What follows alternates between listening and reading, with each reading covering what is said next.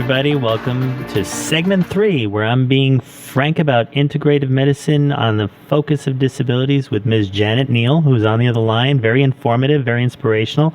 And we've been talking at the core about Down syndrome and autism.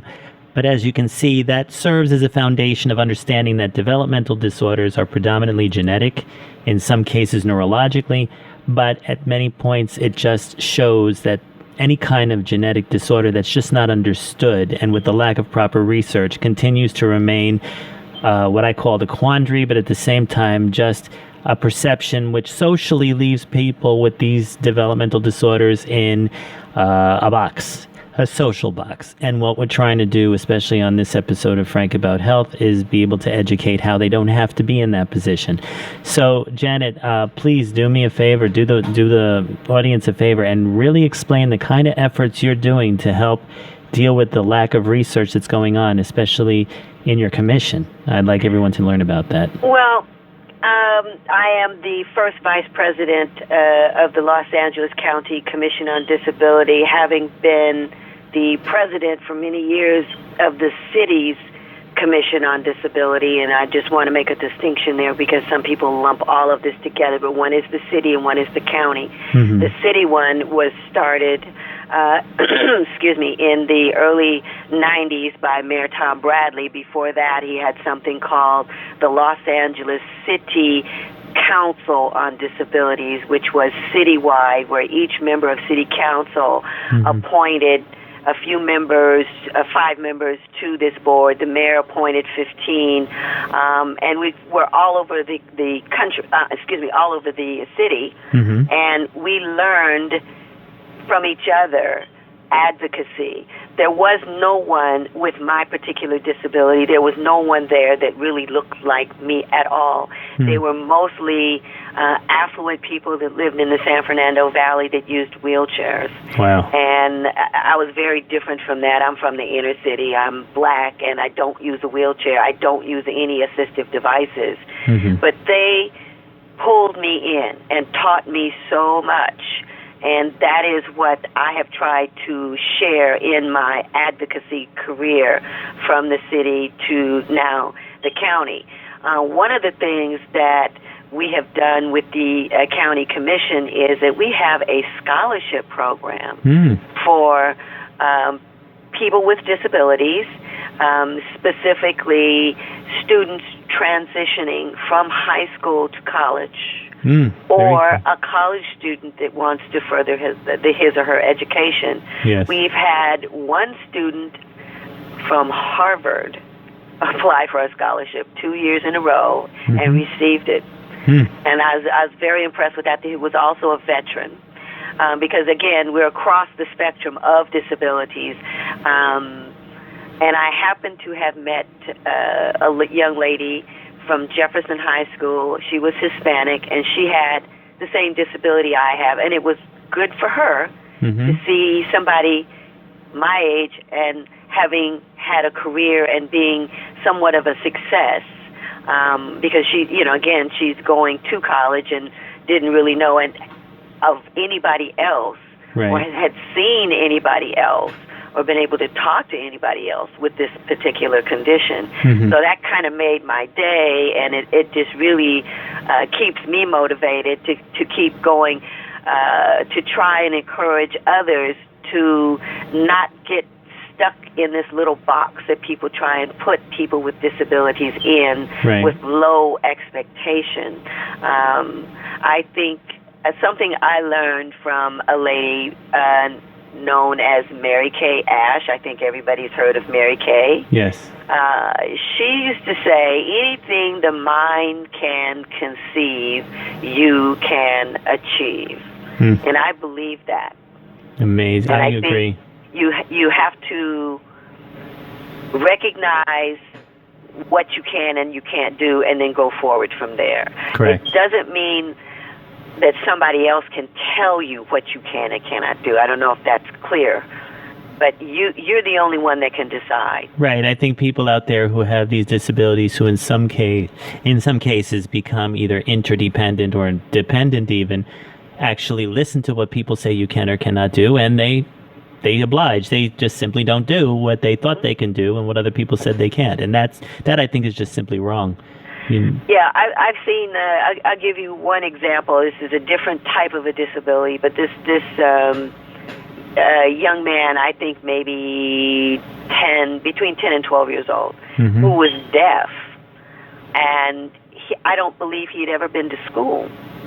Wow. And his mother always told him, being overprotective, yes, don't open the door if she isn't home.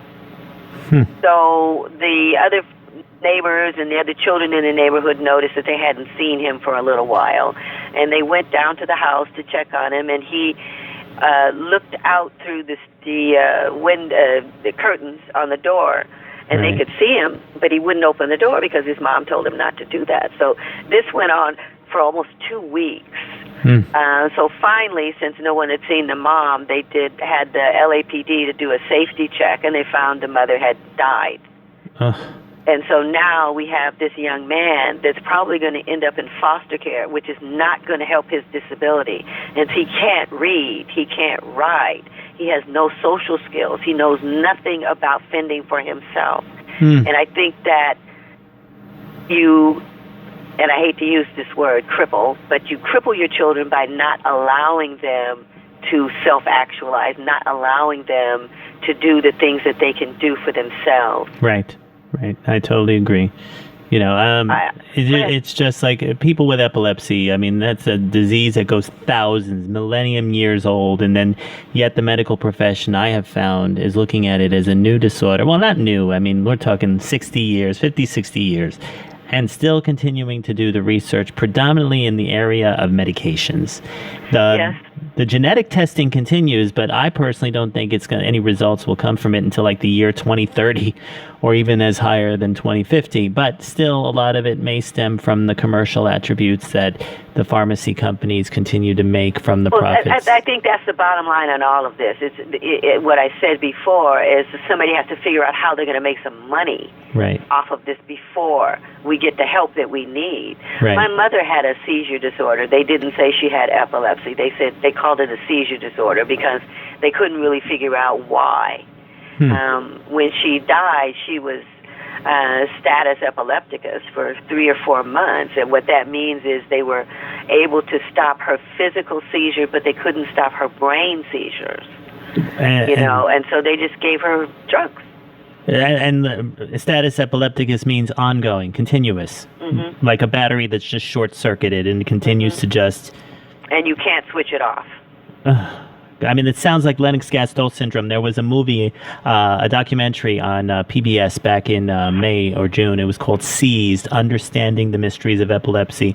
It was well received by our medical center here, the NYU Langone Medical Center. But yet, I even discovered that aside from the new treatments like medical marijuana, or even the continuation of doing drugs or installing little technologies into the brain to stop the seizures, it's still... in my mind, is like a Band-Aid. And from that perspective, one of the patients in there who had Lennox-Gastaut syndrome has seizures every minute. She was diagnosed at 6 months and ended up literally at 13 with the personality of a 1-year-old. And it's just a shame because it was genetic and it was not stoppable. She was given the medical marijuana. It didn't help. Her medications were doubled and tripled. She was taking 4 or 5 of them. That didn't help. And unfortunately, she is going to probably die at an early age. But the thing is that I still walk away with the knowledge that perception is everything. And when that perception remains static within the people who don't have this disorder and are probably not aggressive at understanding it, it just continues to remain on the type of research and development that already exists and which is very costly. So I think that we just have to, like you say, take our own research into our hands, especially if we have the disorder, and do what we can to be able to improve our quality of life by actually investing in ourselves. Exactly. I think I'm really pleased with how I was able to get myself in order. I mentioned the Ehlers-Danlos syndrome, but I have 11 different medical conditions, stuff like fibromyalgia, Sjogren's syndrome, asthma, bronchitis, rheumatoid and osteoarthritis.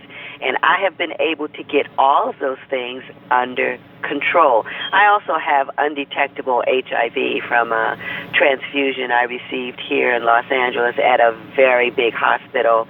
And they knew that the transfusion was contaminated and gave it to me anyway and didn't tell me that they did. So they did this in 1981, and I found out in 2003 that I was HIV positive. I had a person at the time that was a personal trainer approach me and say that he was going to go to acupuncture school and wanted to treat me. And again, before I knew I had the HIV, and it took him 8 months to kill the HIV virus, and they can't find it. There is no test that they can give me that shows the virus, and that's not supposed to happen according to medical research and study. Well, yeah, and even according to history, I mean, I know that today it's controlled through medication and other treatments, but even hearing the fact that they can't find it within you, what would you attribute that kind of treatment? Acupuncture or something other than? I would attribute it to what I call integrated medicine. Hence what we're talking about today. It's the best of all of it. Interesting. What I did was, when I was diagnosed, I did some research to find out what Magic Johnson was doing. Yes. And I did everything he did except the ozone therapy. And I think I got better quicker, because when I start something, I go head first in.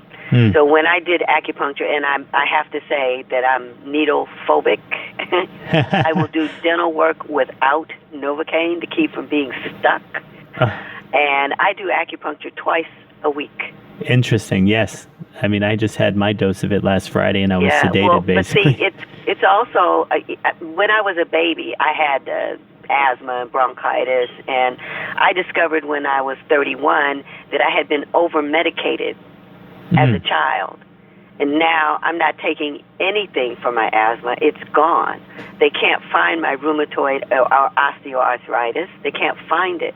None of these things. That didn't come from the drugs. It didn't come from the medication. It had to come from the acupuncture, with the bottom line on acupuncture is the stimulating your body to take care of itself, to heal itself. Heal the body versus the disorder.